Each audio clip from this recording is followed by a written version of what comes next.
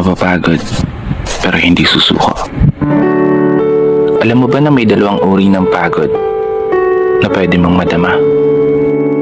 Una, yung pagod na itutulog mo lang at pagising mo, okay ka na.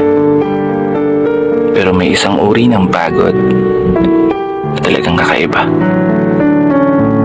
Yun ay ang pagod na hindi nadadaan sa pahinga. Isang pagod na magpapahiwatig kung gaano kabigat ang mga problema mong daladala. Pagod na magpapanginig ng mga luha sa mata. Pagod na magdidikta sa'yo para sabihin ayaw mo na. Mapapatanong ka na lang talaga, saan nga bang direksyon ng aking mga paa? Mga paang tila pagod na sa kakahakbang. Mga paang ngimay na sa kada tapak sa baitang ng hagdan. Isang hagdan na magdadala sa akin patungo sa isang palapag na pinapangarap ko.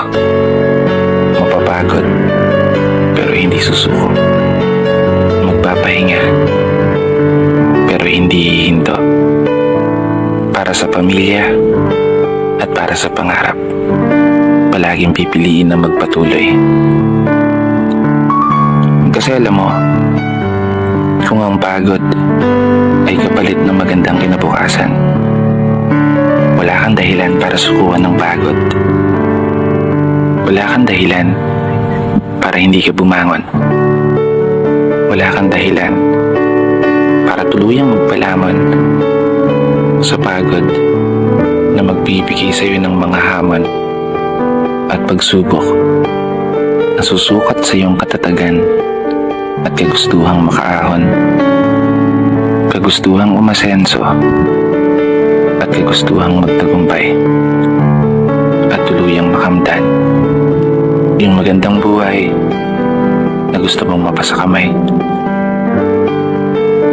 Kaya naman, tatagan mo ang mga paa mo at tibayan ng loob sa iyong paglalakbay at umasa kang kalakip ng bawat pagod ay may masaganang buhay na naghihintay.